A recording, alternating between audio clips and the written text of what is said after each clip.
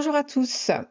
Je viens vous parler de l'argent pour ceux qui ont été favorables à ce que je partage ce sujet-là, pour voir un petit peu le côté spirituel de l'argent, puisque bien souvent l'argent est décrié et dénoncé, c'est le nerf de la guerre, c'est des jeux de pouvoir, c'est une, des classes et des castes qui peuvent séparer, et cetera. Et justement, en cela, eh bien, l'argent et l'or en particulier vont être objets de convoitise, mais ont aussi une grande valeur spirituelle.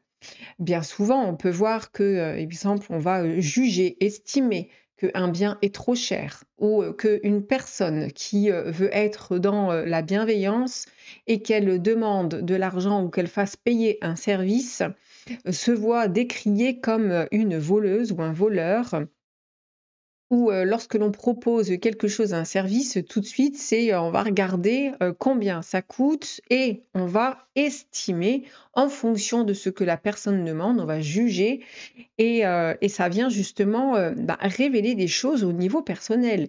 C'est en cela que l'argent est une grande force et une grande puissance spirituelle parce qu'elle a énormément de messages sur notre comportement, sur notre relation à l'argent et sur ce que l'on va considérer en termes de valeur, etc. L'argent, pour commencer, et tout ce qui est lié à l'échange, on va commencer par le début de l'histoire. L'argent remonte aux premières civilisations et c'est vraiment pour faciliter les échanges par rapport aux besoins personnels. Ça a commencé par du troc. Donc, on troquait pour pouvoir échanger tel besoin et tel besoin ou tel bien. Et puis, étant donné qu'il y avait de plus en plus de troc, il a fallu trouver des monnaies d'échange universel qui ont commencé par le bétail dans certains pays, surtout dans les sociétés pastorales, les céréales ou le sel dans les sociétés agricoles, où on faisait payer, exemple, l'impôt ou la dîme, ou encore des coquillages ou pierres précieuses encore dans d'autres pays. On a commencé à avoir, on va dire, une monnaie d'échange avec une certaine valeur pour pouvoir dire, eh bien, ce que je propose, ça vaut ça, ton besoin, il le vaut autant, on va pouvoir échanger. Et ça va être en fonction de la rareté, ça va être en fonction du travail qui a été fourni, ça va être en fonction de ce qui est précieux, ça va être en fonction de plein de choses. On va commencer ici à mettre un petit peu en lumière eh bien, par rapport aux besoins, on va dire déjà primaires, et puis les besoins dits secondaires, et puis les autres besoins qui vont petit à petit prendre une certaine valeur. Et puis, on va passer à la monnaie. La monnaie, donc les métaux précieux comme l'or, l'argent ou le cuivre, ont été utilisés pour leur durabilité et aussi pour la facilité de transport. C'est-à-dire que, on n'allait pas se trimballer, le bétail ou, les céréales, le sel et cetera ou encore autre chose, mais ça allait devenir universel, c'est-à-dire que chacun allait pouvoir avoir, une monnaie qui y allait lui être dédiée pour qu'il puisse échanger un besoin en échange de cette monnaie. Il faut aussi comprendre quelque chose, c'est qu'à la base, l'argent, ça a été fait aussi pour endiguer, ou en tout cas, la monnaie universelle a été fait aussi pour endiguer le fait que beaucoup, de personnes, d'êtres, prenaient d'une manière soit violente ou soit en spoliant, les biens d'autres personnes pour leurs besoins personnels. Donc, pour justement limiter et pour pouvoir appréhender ces forces pulsionnelles, ce côté qui allait être justement limiter un petit peu les dégâts de celui qui voulait s'approprier d'une manière violente parce qu'il n'avait pas le moyen d'échanger, il n'y avait rien au niveau universel. Et là, il va être mis en place une monnaie d'échange qui allait être universelle. C'est quand même fantastique. Si là, on ne voit pas le côté spirituel de dire, en fait, chacun va pouvoir avoir quelque chose et ça va limiter le fait de se sentir frustré parce que l'autre n'a pas de monnaie universelle, l'autre a un besoin, l'autre a quelque chose qu'il veut et il va soit utiliser la force et la violence pour son appropriation personnelle ou encore le spolier. Bien sûr que ça existe encore aujourd'hui, mais on a cette eh bien, valeur-là, on va dire, de l'argent, de la monnaie d'échange.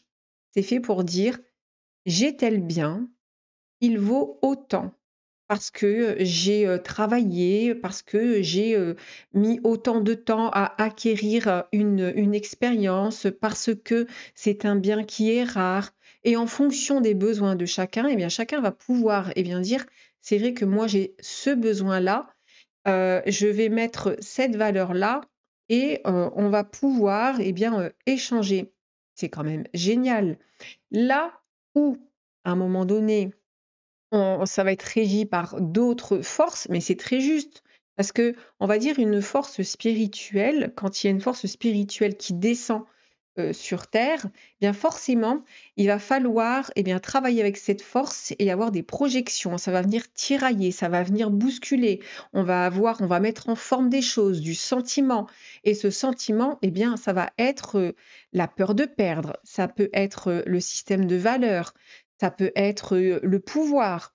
Ça va être d'être riche et d'être pauvre. On va avoir comme ça une hiérarchisation de cet échange qui, à la base, est vraiment fait pour pouvoir eh bien, endiguer et pour pouvoir aussi honorer ses besoins. Endiguer les comportements dits pulsionnels, agressifs pour s'approprier et tout ce qui est spoliation pour pouvoir honorer ses besoins et se dire, en fait, là, on va avoir quelque chose d'universel. Les questions et la relation que chacun peut avoir à l'argent est vraiment propre et personnelle, c'est-à-dire que ça va être en fonction de beaucoup de choses.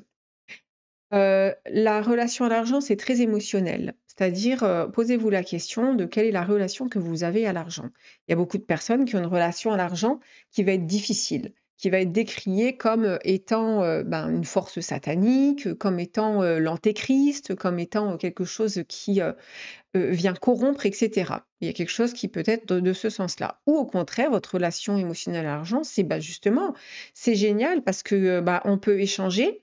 C'est, je peux, justement, honorer un besoin, on va dire une multitude de besoins, parce que je vais avoir une monnaie d'échange qui me le permet en fonction de certains, de mes besoins primaires, de mes besoins secondaires, de me faire plaisir et cetera. Et on va avoir ici justement quelque chose qui indique: je peux, eh bien, répondre à certains de mes besoins par ce biais-là. C'est génial. Donc on a un côté ici qui est, ben, c'est assis, c'est-à-dire qu'il y a, cette énergie-là qui peut circuler librement. Il faut voir justement le comportement que tout à chacun a quand vous avez une émotion particulière sur l'argent. Est-ce que c'est de la joie? Est-ce que c'est du stress? Est-ce que c'est de la gratitude? Est-ce que c'est, bah, écoute, c'est une énergie, un moyen qui permet, etc. Ensuite, il faut voir s'il y a des blessures émotionnelles qui sont liées à l'argent. Blessure émotionnelle, ça veut dire, par exemple, vous venez d'un milieu qui a été décrié comme pauvre, où vous avez eu des faillites, où il y a eu des vols, etc., où il y a eu des cambriolages parce que vous aviez des biens, où, vous voyez, vous allez avoir un rapport qui peut être dans une blessure émotionnelle à l'argent et qui peut revenir dans ce que vous allez vivre dans votre existence. Ensuite, on a les croyances donc profondes avec positives ou limitantes. Est-ce que ça vient corrompre? Est-ce que ça c'est un jeu de pouvoir? Est-ce que, il y a, ce côté qui, hem, l'impression de corrompre l'humanité et cetera? Il faut voir aussi, le rapport, à la réception d'argent. Est-ce que, par exemple, en France, ça peut être très difficile le fait de, gagner de l'argent et de le dire? En France, c'est, tout de suite, il y a une espèce de honte, voire de pudeur et ça, justement, c'est en fonction du pays aussi. En fonction du pays, par exemple, étant donné que, en France, par exemple, nous avons la Révolution française qui a, coupé les têtes des rois qui amassaient énormément, d'argent et qui, au détriment du peuple Et donc, il y a comme ça un espèce d'égrégore et une espèce de croyance que de gagner de l'argent, eh bien, c'est quelque chose qui est négatif. Vous allez aux États-Unis, le pays de tout ce qui est conquête, au contraire, c'est là, étant donné qu'ils n'ont pas cette mémoire-là, eh bien, le côté de réussir sa vie, de le montrer, ça veut dire qu'ils arrivent, c'est les conquistadors. Et regardez l'énergie et la façon dont a été conquis ce territoire-là, c'est les conquistadors. C'est le côté, eh bien, regardez, on va prendre et ils n'ont sans aucune impunité. Donc, je dis pas que c'est bien ou que c'est mal, je dis juste, regardez par quoi va être régi aussi un pays. Les grégores et les croyances qui sont aussi nourries pour tout à chacun. Donc, en France, par exemple, il peut y avoir une certaine honte à dire, eh ben, en fait, moi, je gagne autant et j'ai telle chose, etc. Sans tout de suite dire, en fait, attention, j'ai honte. Parce qu'on a cette espèce d'égrégore-là, qui est assez juste, hein, parce que ça vient faire travailler sur certaines notions, sur une certaine humilité ou sur une certaine, de ne pas justement être trop vaniteux. Mais attention à la vanité inversée, à l'orgueil inversé. Donc, dans le recevoir de l'argent, est-ce que ça peut poser problème pour vous par rapport aussi à votre famille, par rapport à est-ce que quand on vous donne quelque chose, est-ce que vous êtes gêné? Par exemple, quand on offre un cadeau à quelqu'un, c'est, par exemple, hein, on peut s'entendre dire, ah ben, il ne fallait pas. Comme si recevoir quelque chose, donc c'est dans la symbolique des choses, c'est je te donne quelque chose que tu n'attends pas. Et il y a beaucoup de personnes qui ont ce réflexe de bah, il ne fallait pas. Donc c'est presque une difficulté à recevoir. Pourquoi? Parce que derrière, il peut y avoir un sentiment de redevabilité. C'est je t'offre quelque chose et la personne, elle peut se sentir redevable. Alors, et donc elle ne sait pas recevoir. Vous voyez, toutes les composantes, si derrière on n'a pas justement une force spirituelle pour aller justement dégoter toutes ces informations et pouvoir eh bien, se libérer de ces forces-là, en fait, on a tout gagné d'une certaine façon. Donc, il faut voir les expériences qui peuvent influencer votre capacité à accueillir l'abondance et l'argent. Également, donner. Comment l'argent va circuler dans votre vie. Comment est-ce que vous êtes en paix avec l'acte de donner de l'argent et de le partager quand vous avez un besoin. Et que en fonction de votre besoin, parce que ça aussi, c'est la valeur que vous allez donner à votre besoin. Et en fonction de la valeur que vous allez donner à votre besoin, eh bien, en fait, soit ce besoin que vous avez besoin d'honorer, vous allez vous dire c'est trop cher, ou au contraire, c'est pas assez cher. C'est-à-dire que il peut y avoir une difficulté avec ces notions-là. Quand vous avez besoin d'honorer un besoin avec quelque chose qui soit vous fait plaisir ou que vous avez vraiment besoin, mais que, exemple, vous estimez que c'est trop cher, en quoi c'est trop cher pour vous? Vous voyez? Il y a ces questions-là ici qui, justement, c'est quand je donne quelque chose qui est important pour moi par la valeur de l'argent, je mets aussi de la valeur sur mon propre besoin. Et donc cette notion de, exemple, cher ou pas cher peut, en fait, entrer en résonance et peut justement cristalliser aussi, eh bien, ces notions de valeur en vous. Il y a un besoin, par exemple, aussi d'avoir cette notion de donner et recevoir. Il y a, beaucoup de personnes qui vont, constamment donner de l'argent, constamment payer, qui, exemple, sont au restaurant ou dans d'autres endroits, quand il s'agit de payer, eh bien, il y en a une qui va dire, «C'est pour moi». C'est pour, anticiper et comme une culpabilité, de se faire payer ou, de régler certaines choses. Donc et de prendre aussi, eh bien, la part des autres. Donc il y a toutes ces notions qui sont super intéressantes, rien qu'à travers l'argent. C'est pour ça que je dis que c'est une force spirituelle parce que derrière, il y a beaucoup de messages, en fait. Hem Après, on a, exemple, comment l'argent va soutenir votre, stabilité. Donc on a l'émotionnel, on a les blessures, on a les sentiments et cetera et puis on a, le côté matériel, au niveau de la sécurité. Là, on a aussi un aspect, la sécurité matérielle et financière. Est-ce que pour vous, l'argent, c'est, une question de en vous intrinsèquement, Est-ce que ça vous parle de sécurité et d'insécurité? Est-ce que vous avez tendance à mettre de l'argent de côté au cas où? Ou au contraire, est-ce que vous dilapidez? Et quand vous dilapidez, est-ce que vous vous sentez en insécurité? En fait, la question de la sécurité est très importante parce que c'est relatif aussi à une sécurité profonde intérieure ou une insécurité profonde intérieure sur la question du matériel et de la matière. Et on a aussi ces questions-là qui sont relatives à l'argent. On a également la question de quelle place vous mettez dans vos projets et les moyens que vous vous donnez. Et quand on parle de moyens, eh bien derrière, comme en arrière-plan, il y a la question de l'argent. C'est qu'est-ce que vous allez investir, qu'est-ce que vous allez, comment vous allez vous engager dans tel ou tel projet et la valeur que vous allez y mettre. Alors, il y en a qui vont justement tout donner presque à perte. C'est-à-dire, je vais complètement me perdre dans un projet et je vais mettre toutes mes billes. Ça peut être très juste, hein, mais ça va être le rapport que vous allez avoir à, exemple, ce projet. Ou au contraire, c'est je ne m'engage pas tant que je n'ai pas un résultat. Je ne mets pas, je mets un petit peu et je vois ce que ça donne. Parce qu'il y a une peur, par exemple, de vous engager dans un projet et ça peut être le reflet de votre manière d'agir qui va refléter vos ambitions et qui va refléter vos limites et vos croyances financières. Ensuite, on va avoir, tout le passé, hein, les schémas hérités, des familles, au niveau social aussi. C'est-à-dire qu'il peut y avoir une personne qui, vient d'une famille, aisée et riche et qui peut avoir peur de perdre ce côté qui va sentir en totale insécurité.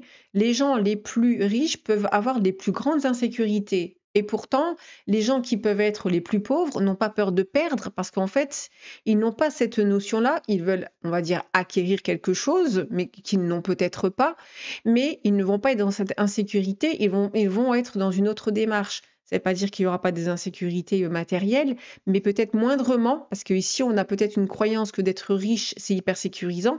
Et pourtant, les personnes extrêmement riches, elles se barricadent, elles se protègent, elles amassent, elles mettent des caméras. Et c'est ensuite, il y a la question de il y a des personnes, par exemple, qui gagnent au loto à l'euro-million.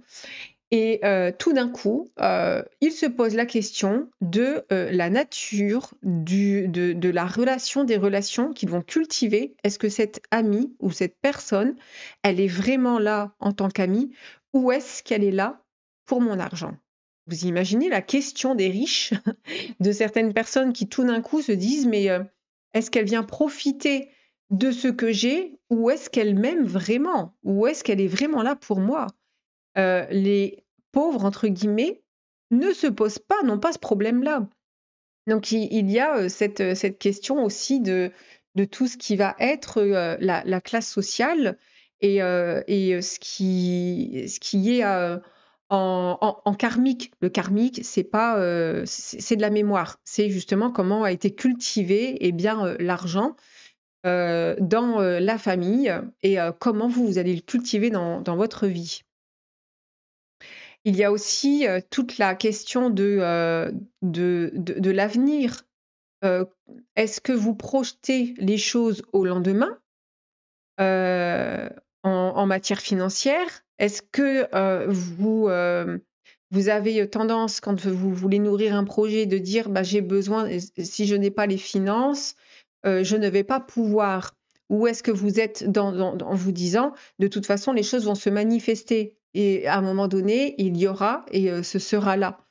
Vous voyez, il y a toute cette question aussi du futur, de dire, est-ce que le futur par rapport, par exemple, à, ce qui se passe dans la société, comment ça va se passer et cetera, en fait, il y a toujours une ressource, c'est-à-dire que ça a toujours été. Les ressources, même quand, il y a une ressource qui, on va dire, dépérit, qui n'est plus là, c'est fait pour engendrer une autre ressource. Mais il faut savoir la laisser quelque part, eh bien, mourir d'une certaine façon parfois pour pouvoir faut savoir faire le vide pour pouvoir faire le plein. Et il y a toutes ces questions-là, c'est comme une voiture, vous mettez pas le plein avant qu'elle soit vide. Eh bien, en fait, parfois, il est nécessaire de pouvoir dire dans la projection d'avenir, bien, en fait, on va pouvoir, en fait, liquider, parce que l'argent, c'est liquide, liquider pour pouvoir, eh bien, accueillir quelque chose de nouveau. Et puis l'argent peut refléter la valeur personnelle. C'est-à-dire, les personnes qui, sont pauvres peuvent avoir, je dis bien peuvent, avoir une, vision, on va dire, dévalorisée et dévalorisante d'elle-même. Parce que quand, on a une projection et bien, quand on voit les extrêmement pauvres, on voit, des gens qui, sont, vraiment, au bas de l'échelle. On parle de ça. Mais pourtant qui ont de grandes valeurs intérieures et de grandes valeurs humaines. Donc il y a toutes ces questions qui, ressortent rien qu'à travers l'argent. On est là sur une grande force spirituelle qui vient nous faire travailler sur tous ces éléments-là. Donc voilà, les amis, pour ce partage sur l'argent. Je vais faire évidemment une lecture en guidance sur cette thématique-là avec ce que j'ai énoncé et plus encore que, je vous partagerai très prochainement. Prenez bien soin de vous et dites, dans la vidéo et dans les commentaires, si, ça vous a plu, et puis, quel est votre rapport à l'argent si vous voulez. Je vous dis à très bientôt. Bye bye.